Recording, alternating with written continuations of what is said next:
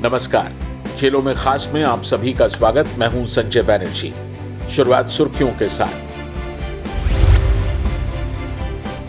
Will पुकोस्की boxing day test से बाहर, Burns और वार्नर खेलेंगे। अर्धशतक लगाते ही जो बर्न्स बोले, पृथ्वी शॉ को देंगे टिप्स। पाकिस्तान के बाबर आजम और इमामुल हक न्यूजीलैंड के खिलाफ पहले टेस्ट से भी बाहर। आईएसएल में एटी के मोहन बगान की एक और जीत, बेंगलुरु हारा। और बैंकॉक में बैडमिंटन टूर्नामेंट के लिए चुनी गई भारतीय टीम। ऑस्ट्रेलियाई बल्लेबाज विल पुकोस्की भारत के खिलाफ बॉक्सिंग डे टेस्ट से भी बाहर हो गए हैं, लेकिन उनके साथी बल्लेबाज जो बर्न्स इस टेस्ट में खेलेंगे। पुकोस्की को पहले प्रैक्टिस मैच में सिर में गेंद लगी थी और वो कंकशन के कारण मैच से बाहर हुए थे। चोट के कारण पुकोस्की पहले टेस्ट मैच में भी नहीं खेल पाए थे और अब दूसरे टेस्ट तक भी वो पूरी तरह से फिट नहीं हो पाए हैं। इससे पहले पुकोस्की अब तक 9 बार कंकशन का शिकार हो चुके हैं। ओपनर बर्न्स को बॉक्सिंग डे टेस्ट में खेलने को हरी झंडी मिल चुकी है। बर्न्स को एडिलेड में खेले गए पहले टेस्ट में जसप्रीत बुमराह की एक तेज गेंद कोहनी पर लगी थी, जिसके कारण वो काफी तकलीफ में थे। चोट के बावजूद उन्होंने अपनी बल्लेबाजी जारी रखी और नाबाद 51 रन की पारी खेली। बर्न्स की चोट ज्यादा गंभीर नहीं बताई जा रही है और दूसरे टेस्ट के लिए वो तैयार हैं। बॉक्सिंग डे टेस्ट के लिए डेविड वार्नर का भी खेलना तय लग रहा है। वार्नर अगर फिट होकर लौटते हैं तो वो बर्न्स के साथ पारी की शुरुआत कर सकते हैं। वार्नर शनिवार को ही सिडनी से मेलबर्न पहुंचे हैं। Former test player Ashok Malhotra इस समय हमारे साथ हैं। अशोक जी, डेविड वार्नर और जो बर्न्स दोनों फिट घोषित कर दिए गए हैं बॉक्सिंग डे टेस्ट मैच के लिए, तो क्या आपको लगता है कि ऑस्ट्रेलिया का जो ओपनिंग पेयर का प्रॉब्लम था वो सॉर्ट आउट हो चुका है? या बिल्कुल, अगर वार्नर फिट है तो फिर उनके बिना और कोई विकल्प नहीं। मैं जानता हूं कि मैथ्यू वेड ने ठीक ठाक बल्लेबाजी की है, लेकिन जब वार्नर आते हैं तो फिर वो उनकी जगह, तो आप उसको नकार नहीं सकते। और दूसरी तरफ अगर जो बर्न्स की बात करें तो काफी समय के बाद ऐसा लगा कि वो थोड़ा आत्मविश्वास उनकी बल्लेबाजी में वापस लौट कर आ रहा है। जिस तरह उन्होंने अर्धशतक लगाया था तो निश्चित रूप से बर्न्स को, और फिर वो शायद मैनेजमेंट के चहेते भी बर्न्स, क्योंकि इतना फेलियर होने के बावजूद उन्होंने उनको मौका दिया गया और शायद उस कसौटी पर कुछ हद तक खरे उतरे। बॉक्सिंग डे टेस्ट से पहले ऑस्ट्रेलियन प्लेयर्स ने अपने बयानों से टीम इंडिया पर दबाव बनाना शुरू कर दिया है। अब तक अपने फॉर्म को तरस रहे जो बर्न्स अर्धशतक लगाते ही सलाहकार की भूमिका में आ गए हैं। बर्न्स का मानना है कि टीम इंडिया को कैप्टन विराट कोहली और पेसर मोहम्मद शमी के 4 टेस्ट मैचों की सीरीज के बचे हुए 3 मैचेस में नहीं होने से नुकसान होगा। उन्होंने कहा कि टीम इंडिया के ओपनर पृथ्वी शॉ को ऑस्ट्रेलियंस भी टिप्स देने के लिए तैयार हैं, लेकिन वो सीरीज खत्म होने के बाद ही उन्हें टिप्स देंगे। बर्न्स ने कहा कि उनका मानना है कि टीम इंडिया मेलबर्न टेस्ट में वापसी की कोशिश करेगी। उन्होंने कहा कि मैं पृथ्वी शॉ को सलाह तब तक नहीं दे सकता जब तक मैं उनके खिलाफ खेलूंगा। मैं चाहता हूं कि वे रन नहीं बनाएं। अगर वो चाहें तो मैं उनको सीरीज खत्म होने के बाद सलाह दे सकता हूं। बर्न्स को पहली पारी में जसप्रीत बुमराह ने आउट किया था। इस पारी में 41 गेंद खेलकर उन्होंने 8 रन बनाए थे, लेकिन दूसरी पारी में उन्होंने हाफ सेंचुरी लगाई। बर्न्स प्रैक्टिस मैच में इंडिया ए के खिलाफ नहीं खेले थे। अशोक जी, एक मेंटल प्रेशर क्रिएट करने के लिए टिप्पणियां शुरू हो गई हैं और बर्न्स देखिए 150 उन्होंने लगाई और बोल बड़े निकलने लगे। क्या कहेंगे आप? जी हाँ, बिल्कुल। ये कहते हैं कि जुमलेबाजी में एक्सपर्ट होते हैं ऑस्ट्रेलियाई बल्लेबाज। बर्न्स को पहले अपना घर सुधारना होगा। कहीं ना कहीं ऐसी हालत ना हो जाए कि हम तो डूबेंगे, फिर तुमको ले डूबेंगे, लगभग ऐसी अवस्था ना कर दें पृथ्वी शॉ की। पृथ्वी शॉ को मालूम है कि उनको क्या करना है, जोन बर्न्स को भी अंदाजा लगाना है कि उनको क्या करना है। उसके बाद अगर वो सलाह देना चाहते हैं तो वेलकम है, लेकिन हकीकत ये है कि ऑस्ट्रेलियन के बातों के लिए जाने जाते हैं। और ये एक और नया वाकया इस कथा के साथ जुड़ गया। धन्यवाद Ashok Malhotra. Former test player Ashok Malhotra इस समय हमारे साथ थे क्रिकेट की खबरों पर चर्चा के लिए। बहुत बहुत शुक्रिया। इंटरनेशनल क्रिकेट काउंसिल की ताजा टेस्ट रैंकिंग में विराट कोहली दूसरे नंबर पर बरकरार हैं। उनसे सिर्फ 3 पॉइंट ज्यादा लेकर स्टीव स्मिथ टॉप पर हैं। गेंदबाजी की टॉप 10 लिस्ट में रविचंद्रन अश्विन अकेले स्पिनर हैं। वे 777 पॉइंट्स के साथ 9वें नंबर पर काबिज हैं। उनके अलावा सिर्फ जसप्रीत बुमराह ही टॉप 10 में दूसरे भारतीय हैं। बुमराह 10वें नंबर पर हैं। इस लिस्ट में Australian pacer PAT Cummins 910 point के साथ टॉप पर हैं। हालांकि अजिंक्य रहाणे टेस्ट रैंकिंग के टॉप 10 से बाहर हो चुके हैं। वे एक पायदान नीचे 11वें नंबर पर पहुंच गए। उन्हें न्यूजीलैंड के टॉम लैथम ने रिप्लेस किया है। कोहली के बाद चेतेश्वर पुजारा दूसरे भारतीय हैं जो टॉप 10 में काबिज हैं। पुजारा को भी एक पायदान का नुकसान हुआ और वो 8वें नंबर पर फिसल चुके हैं। ऑलराउंडर्स की टेस्ट रैंकिंग के टॉप 10 में 2 भारतीय रविंद्र जडेजा और रविचंद्रन अश्विन शामिल हैं।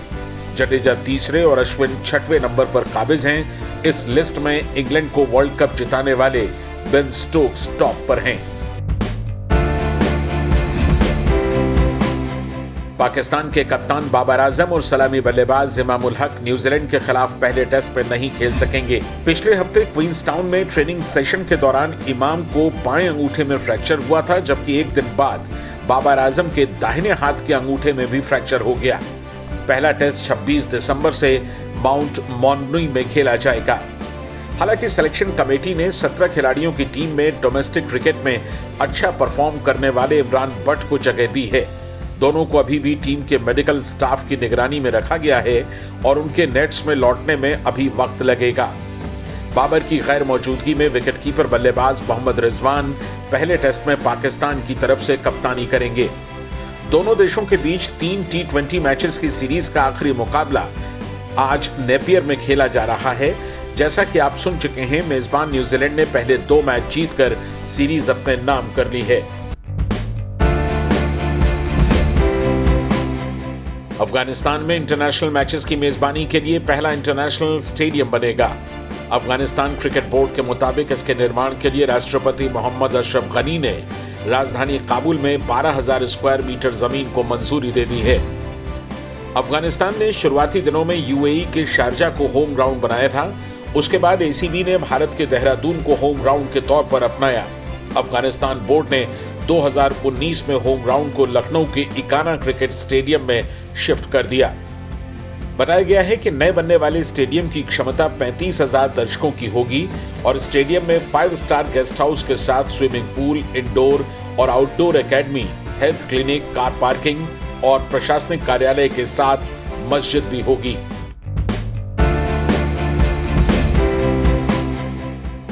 आईएसएल में कल खेले गए मुकाबले में एटीके मोहन बगान ने बेंगलुरु एफसी की मजबूत टीम को एक लौते गोल से हरा दिया। निर्णायक गोल खेल के 33वें मिनट में डेविड विलियम्स ने किया। बेंगलुरु एफसी की लीग में यह पहली शिकस्त थी। इससे पहले खेले गए 6 मैच में से टीम ने 3 जीते और 3 ड्रॉ खेले थे। उधर एटीके मोहन बगान ने इस जीत के साथ अब 7 में से 5 मैच जीत लिए हैं और वो पॉइंट्स टेबल में 2nd पोजीशन पर पहुंच गई है। और ब्यौरा अभिषेक झा से। इंडियन सुपर लीग में कल रात को मुकाबला एटीके मोहन बगान वर्सेस बेंगलुरु एफसी के बीच में खेला गया और ये एक्सपेक्टेड था कि मैच काफी क्लोज एनकाउंटर होगा और वही देखने को मिला। लेकिन 33वें मिनट में डेविड विलियम्स ने जो गोल किया, मेरे ख्याल से गोल ऑफ द सीजन रहा है अब तक का। क्या शानदार एक लॉन्ग बॉल जो कि राइट फ्लैंक से स्विच करते हुए लेफ्ट फ्लैंक पर दिया गया था। उसके बाद जो 18 यार्ड बॉक्स है उसके अंदर प्रवेश किया डेविड विलियम्स ने। 1 खिलाड़ी, 2 खिलाड़ी, 3 खिलाड़ियों को काटते हुए वहां से किक लिया और सीधे गेंद जाकर फार पोस्ट पर गई और पहला गोल वहां पर एटीके मोहन बगान की टीम ने अर्जित कर लिया। 1-0 की बढ़त बना ली थी। उसके बाद से पोजीशन बेस्ड फुटबॉल खेल रही थी मोहन बगान की टीम। मैक्सिमम पोजीशन अपने पास रख रही थी और बेंगलुरु एफसी को मौका नहीं दे रही थी क्योंकि जानती थी कि अगर 3 पॉइंट्स यहां से निकाल लेगी ये बहुत बड़ा एनकाउंटर है। सेकेंड हाफ में एक बार फिर से विलियम्स के पास मौका बना था जब विलियम्स ने एक लॉन्ग रेंज से हिट किया था। बिल्कुल गेंद नियर पोस्ट की तरफ गई थी लेकिन डिफ्लेक्ट हो गई थी और उसके बाद वहां पर जो कोई चांस बना नहीं था। और वहां पर अगर बेंगलुरु की बात करें तो 2-4 मूव्स बने थे लेकिन फिनिशिंग टच नहीं मिल पा रही थी 18 यार्ड बॉक्स में फाइनल थर्ड में, जिसकी वजह से कोई गोल नहीं कर पाया और अंत में 1-0 से यह मुकाबला एटीके की टीम जीतने में सफल हो गई। इस समय एटीके की टीम पॉइंट्स टेबल पर नंबर 2 पोजीशन पर है। हालांकि मुंबई के साथ 16-16 पॉइंट्स अभी शेयर कर रही है 7 मैचों में, लेकिन गोल डिफरेंस की वजह से नंबर 2 स्थान पर है, जबकि बेंगलुरु एफसी की टीम फिलहाल 7 मैचेस में ये उनकी अब तक 3 मैचेस जीते हैं, 3 ड्रॉ और ये पहली हार थी और वो अंक तालिका में 12 अंकों के साथ तीसरे पायदान पर हैं। आईएसएल में आज ओडिशा एफसी का मुकाबला नॉर्थ ईस्ट यूनाइटेड के साथ होगा। ये मैच जीएमसी स्टेडियम में खेला जाएगा। ओडिशा एफसी ने अब तक के सीजन में एक भी मैच नहीं जीता है, वहीं नॉर्थ ईस्ट यूनाइटेड एफसी को 6 मैचों के बाद पिछले मैच में पहली हार मिली थी। 6 मैचों के बाद ओडिशा के खाते में सिर्फ 1 पॉइंट है और वो पॉइंट टेबल में सबसे नीचे है। ओडिशा अब तक 6 में से 5 मैच हारा है। ओडिशा की टीम अटैक और डिफेंस दोनों में नाकाम रही। इसने 9 में से 7 गोल पहले हाफ में खाए, जबकि अब तक सिर्फ 3 गोल किए हैं। ओडिशा को हाईलैंडर्स के फॉरवर्ड इद्रिस चिला और क्वेसी आपिया पर लगाम लगानी होगी, जो अब तक 2-2 गोल कर चुके हैं। हालांकि नॉर्थ ईस्ट की टीम पिछले 2 मैचेस में कोई भी गोल नहीं कर सकी है।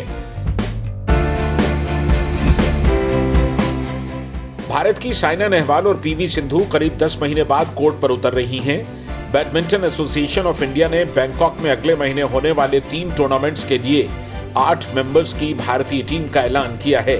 टीम में साइना और सिंधु के अलावा बी साई प्रणीत, किदांबी श्रीकांत, सात्विक साईराज रंकी रेड्डी, चिराग शेट्टी, अश्विनी पोनप्पा और एन सिक्की रेड्डी शामिल हैं। भारतीय टीम 12 से 17 जनवरी के बीच खेले जाने वाले थाईलैंड ओपन से अपने कैंपेन की शुरुआत करेगी। इसके बाद टोयोटा थाईलैंड ओपन में शिरकत करेगी, जो 19 जनवरी से शुरू होगा। भारतीय टीम 27 जनवरी से खेले जाने वाले वर्ल्ड बैडमिंटन फेडरेशन के वर्ल्ड टूर फाइनल्स में भी हिस्सा लेगी। इस टूर्नामेंट को पोस्टपोन किया गया था, जो कि अब जनवरी में होगा। बैडमिंटन एसोसिएशन के अनुसार इन टूर्नामेंट्स में फुल स्ट्रेंथ टीम भेजने का मकसद ये है कि प्लेयर्स को ओलंपिक क्वालिफायर से पहले जरूरी प्रैक्टिस मिल जाए। मार्च में कोरोना की शुरुआत के बाद से श्रीकांत के अलावा और कोई भी प्लेयर कोर्ट पर नहीं उतरा है। श्रीकांत ने अक्टूबर में डेनमार्क ओपन में हिस्सा लिया था, जहां उन्हें क्वार्टर फाइनल में हार का सामना करना पड़ा था। 3 बार के ग्रैंड स्लैम विजेता एंडी मरे ने पिछले 2 महीनों में अपनी पहली जीत दर्ज की है। मरे ने British premier league tennis tournament में डेन इवांस को सीधे सेटों में मात दी। मरे ने इसी साल अक्टूबर में जर्मनी के कोलोन में हुए टूर्नामेंट से नाम वापस ले लिया था। तब से मरे कोर्ट पर नहीं उतरे थे। इस टूर्नामेंट में अपना पहला मैच खेल रहे फॉर्मर वर्ल्ड नंबर 1 प्लेयर ने शानदार फॉर्म दिखाते हुए इवांस को 7-6, 6-4 से मात दी। आज का खेलों में खास यहीं तक। स्पोर्ट्स अपडेट्स, वीडियोस और ब्लॉग्स के लिए आप हमारी वेबसाइट sportszindagi.com जरूर विजिट करें।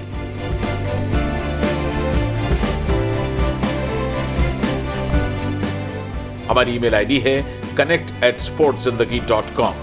अपना ख्याल रखें और जुड़े रहें स्पोर्ट्स जिंदगी के साथ। नमस्कार।